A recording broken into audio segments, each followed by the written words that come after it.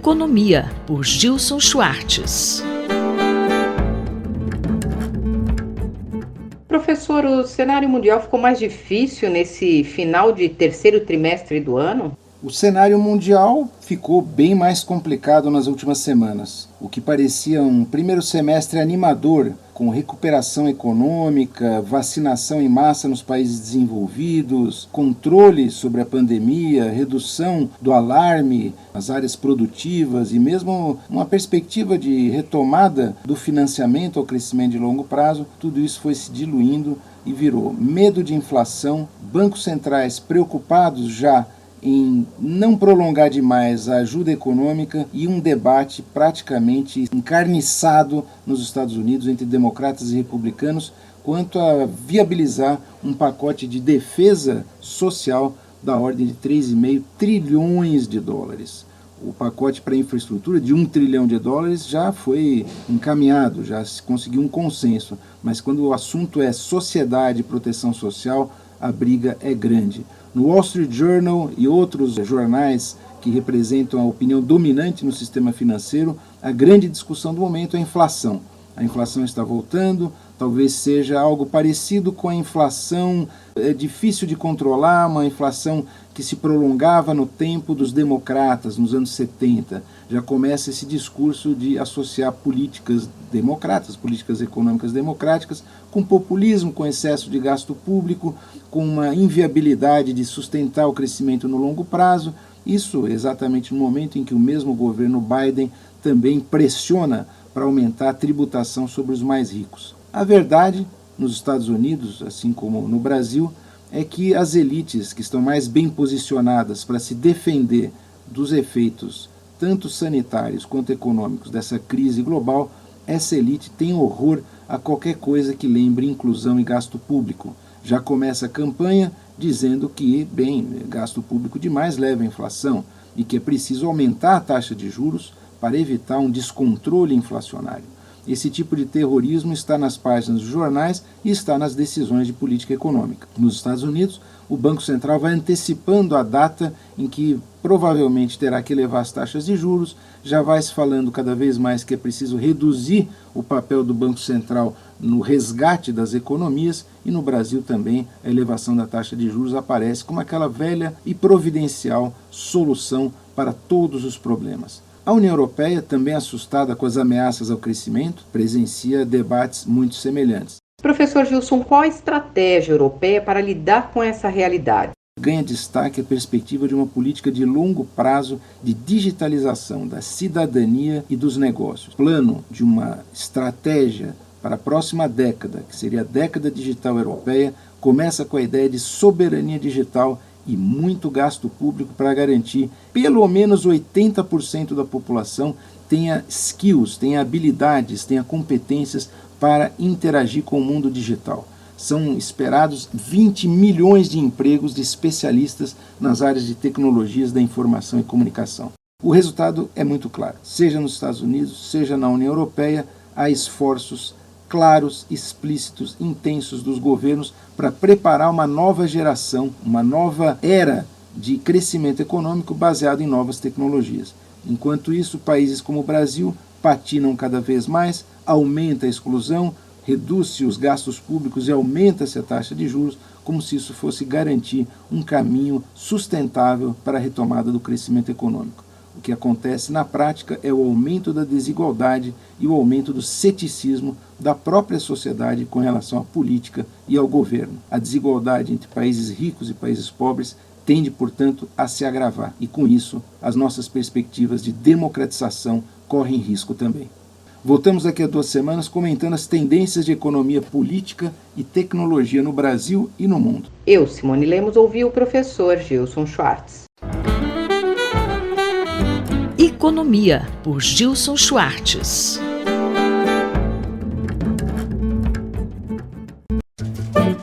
Horizontes do Jornalismo, por Carlos Eduardo Lins da Silva. Professor Carlos Eduardo, o Facebook acaba de anunciar uma parceria com alguns veículos de comunicação brasileiros como forma de apoiar o jornalismo profissional. O que o senhor acha disso? Claro que é uma boa notícia. Qualquer coisa que se faça que ajude os jornais a encontrarem, ou pelo menos procurarem com mais chances de encontrar uma saída para a sua crise, deve ser bem-vinda.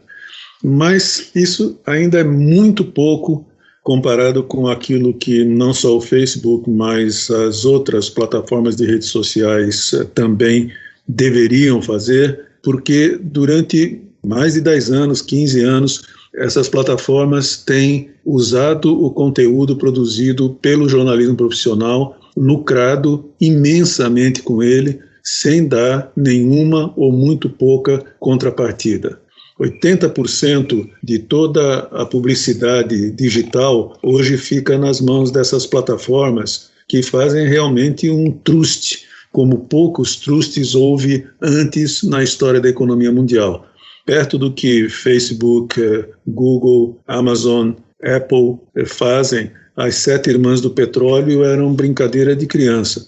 Então, ainda é muito pouco. E eu acho que o que se deveria realmente fazer é alguma coisa como está acontecendo em alguns países, como a Austrália e a França, e que aqui no Brasil tem sido defendida essa solução, entre outros, pela FENAGE, a Federação Nacional de Jornalistas, que está completando 75 anos de existência e que iniciou, como forma de celebrar esse aniversário, uma campanha por uma legislação que impõe uma taxação progressiva das plataformas, como o Facebook e as outras, de modo que se crie um fundo destinado a promover o jornalismo de qualidade.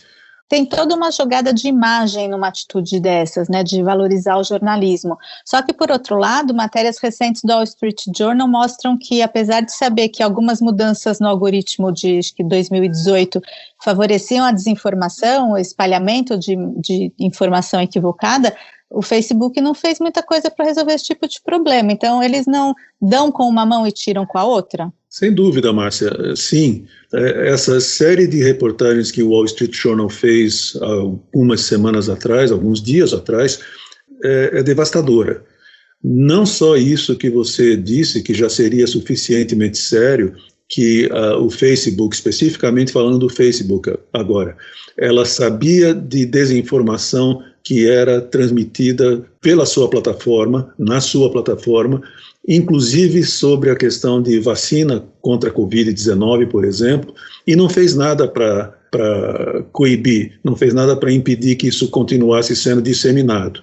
Essa série de reportagens do Wall Street Journal, que é feita inteiramente com base em documentos internos do Facebook que vazaram, mostra, por exemplo, redes de tráfico humano para empregos domésticos quase escravos no Golfo Pérsico, mostra tráfico de drogas em diversos países, inclusive no México, sendo articulados, armados, coordenados por meio do Facebook. Violências étnicas na Etiópia, também sendo feitas por meio do Facebook. E o que mais me preocupa, Márcia, é exatamente essa aparente boa vontade do Facebook e das outras com o jornalismo profissional, porque eu fiquei muito surpreso como essa série de reportagens do Wall Street Journal teve pouca repercussão nos Estados Unidos, na Europa e no Brasil.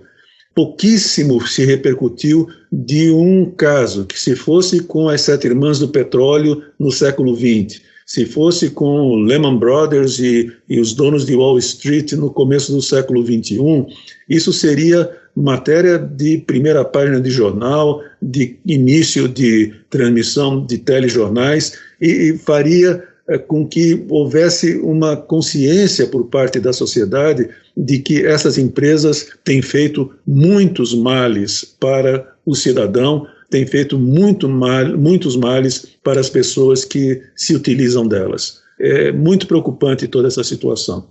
O jornalista e professor Carlos Eduardo Lins da Silva, colunista da Rádio USP, conversou comigo, Márcia Blasques. Horizontes do Jornalismo, por Carlos Eduardo Lins da Silva.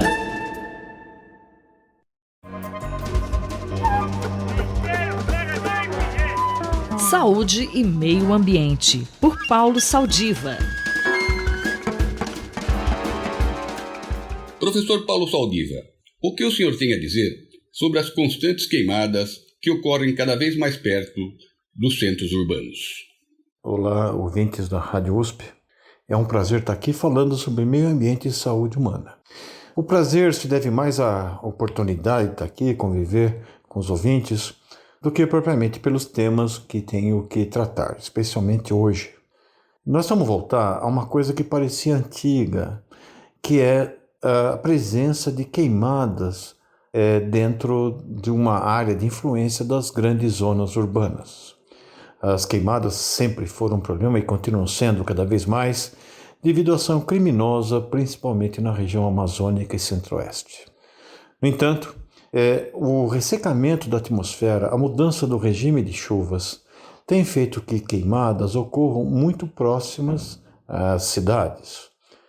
Isso tinha sido extinto no período que se queimava a cana antes da colheita. Houve um protocolo de mecanização e de otimização dos recursos da colheita. Mas agora ocorrem queimadas espontâneas. A cidade de São Paulo, muitas cidades do interior do estado, Minas Gerais, por exemplo, hoje, apresentam o maior número de incêndios de florestas, de reservas florestais e também de várzeas e da região periurbana. Quais as consequências disso para a nossa saúde, professor? Bom, isso não é desprovido de efeitos à saúde. Nós temos muitas evidências, inclusive colhidas no Brasil, de que as queimadas de biomassa, e de florestas, elas são uma importante fonte de adoecimento, de promoção de internações respiratórias, por doenças também cardiovasculares, principalmente nos extremos de idade e naqueles que possuem doenças que os fragilizem. E o problema é que nós não vemos uma perspectiva de melhora. Não carecemos de uma vigilância ambiental efetiva por absoluta falta de recursos e principalmente de um monitoramento associado a ações de combate aos incêndios na sua fase inicial pela Defesa Civil. Aparentemente, a questão ambiental no Brasil se transformou no patinho feio das práticas de políticas públicas. Enquanto não houver uma mudança nisso, pagaremos com saúde. Bom, nós dependemos de políticas públicas virtuosas. Eu acho que isso está em falta no presente momento em nosso país. Muito obrigado e agradeço a oportunidade. Até a próxima fala. Tudo de bom. Eu, Paulo Capuzzo, falei com o professor Paulo Saldiva para a Rádio USP. Saúde e Meio Ambiente, por Paulo Saldiva.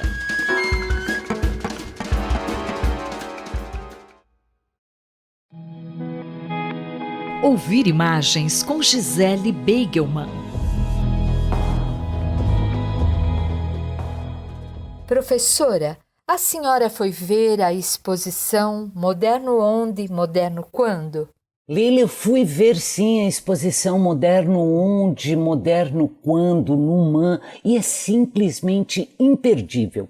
A exposição tem curadoria da professora Araci Amaral e da Regina Teixeira de Barros e nos faz questionar se a semana de 22 foi realmente um divisor de águas entre o velho e o novo, entre o passadismo e o modernismo. Isso porque elas reúnem uma série de pinturas, esculturas, desenhos, fotografias e maquetes, aliás, maquetes maravilhosas de artistas da semana colocados em conjunto com outros que os precederam e sucederam. E aí é que nós nos perguntamos ou ficamos na dúvida se esses artistas da semana eram tão modernos assim quanto nós imaginávamos.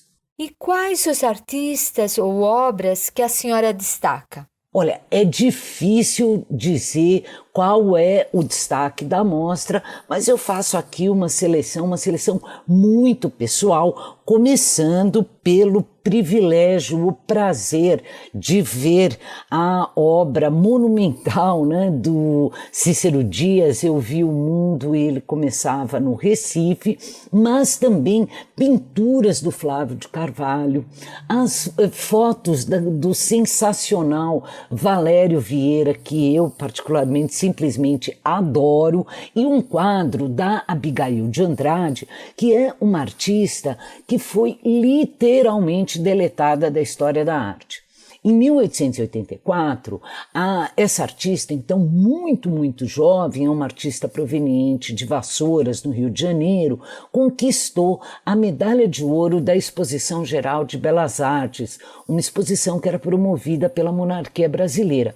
Olha, isso é um feito e tanto para uma mulher naquela época, e numa mostra em que despontaram nomes como Almeida Júnior, Rodolfo Amoedo, entre outros. Ela foi elogiada pelo mais importante crítico de arte da época, o Gonzaga Duque, que apesar de ter escrito algumas vezes sobre Abigail de Andrade, insistia em chamá-la de amadora ao longo de sua breve carreira. Ela viveu um romance clandestino com o seu mestre, o Ângelo Agostini, e com ele ela teve 2 filhos, a primogênita Angelina Agostini, também se tornou artista depois, e um menino. Esse menino faleceu logo depois do nascimento, e ela, alguns meses depois. Ela tinha só 26 anos quando faleceu. E daí em diante nunca mais foi mencionada.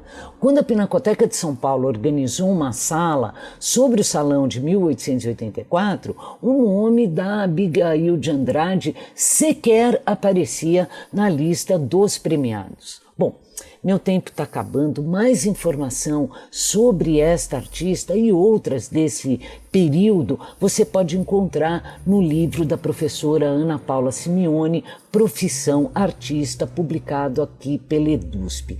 Eu fico por aqui. Corram lá no MAN de São Paulo para ver a exposição Moderno Onde, Moderno Quando, e até a próxima. A professora Gisele Beigelman conversou comigo, Leila Kiyomura, para a Rádio USP. Ouvir imagens com Gisele Beigelman.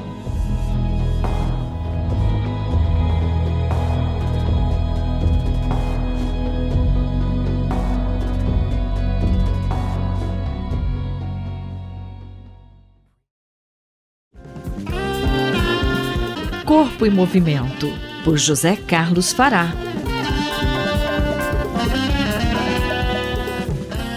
A coluna de hoje comenta artigo publicado no site da Academia Brasileira de Neurologia, que fala do crescimento dos casos de déficit de memória durante a pandemia. Entre as formas de tratamento, os pesquisadores sugerem a prática regular de atividade física. Outro artigo da revista FAPESP mostra que fazer exercícios físicos com regularidade melhora o desempenho da memória e também parece retardar a ocorrência de esquecimentos em estágios iniciais de doença, como o Alzheimer. Olá, ouvintes! Muito tem se falado sobre as várias doenças associadas ao Covid-19, principalmente para aquelas que infelizmente tiveram que ser internadas e sofrem sequelas diversas. Também deve ser levado em conta as possíveis doenças que são relacionadas ao isolamento a que fomos submetidos por um tempo bastante longo. Segundo o artigo publicado no site da Academia Brasileira de Neurologia, pesquisadores e profissionais da área de neurologia e da neuropsicologia que investigam e avaliam as relações entre o cérebro e o comportamento humano confirmam que queixas de esquecimentos da vida diária têm aumentado nos consultórios durante a pandemia, e entre os quais buscam ajuda estão idosos, estudantes e profissionais da saúde que atuavam e atuam na linha de frente do atendimento a casos de Covid. As queixas são relacionadas às memórias recentes de situações corriqueiras do dia a dia, de esquecerem coisas que precisavam fazer, como uma tarefa para entregar e horários de compromissos. O importante é que são pessoas que nunca tinham procurado um profissional para avaliar a memória e que agora chegam com queixas. Ainda segundo o artigo, o déficit de memória pode ser causado por vários fatores, mas destacam os casos de ansiedade e depressão, principalmente em pessoas mais jovens, e que aumentaram durante a pandemia. Dentre as formas de tratamento, o artigo cita que a prática da atividade física ajuda no tratamento. Em outro artigo publicado pela revista FAPESP, os autores afirmam que fazer exercícios físicos regularmente melhora o desempenho da memória e parece retardar a ocorrência de esquecimento nos estágios iniciais da doença de Alzheimer, e que o hormônio liberado pelos músculos durante a prática da atividade física, a irisina, é o responsável por esta melhora. Professor, a prática da atividade física ajuda na prevenção da perda de memória? Sim, nos estágios iniciais e principalmente nos casos relacionados à ansiedade e depressão, muito comuns durante o isolamento devido à pandemia. Lembro também que os efeitos da atividade física não se resumem aos aspectos fisiológicos, mas se estendem aos aspectos sociais, muito importantes para diminuir quadros de ansiedade e depressão, causados também e justamente pelo isolamento a que fomos submetidos. Nesses tempos difíceis, onde devemos manter os cuidados como o uso de máscaras e distanciamento adequado, podemos sair e ver as pessoas, interagir com ambientes diferentes aos da nossa casa e viver com qualidade. Por exemplo, fazendo uma caminhada, uma corrida, andar de bicicleta, remar e etc. Isso ajuda muito nos quadros de ansiedade e depressão e melhora a nossa qualidade de vida. Este é José Carlos Fará, falou comigo, Ivanir Ferreira, para a Rádio USP. Anote aí, se você tiver alguma dúvida ou queira mandar alguma sugestão para essa coluna, envie um e-mail para ouvinte@usp.br, aos cuidados do professor Fará. Corpo em Movimento, por José Carlos Fará.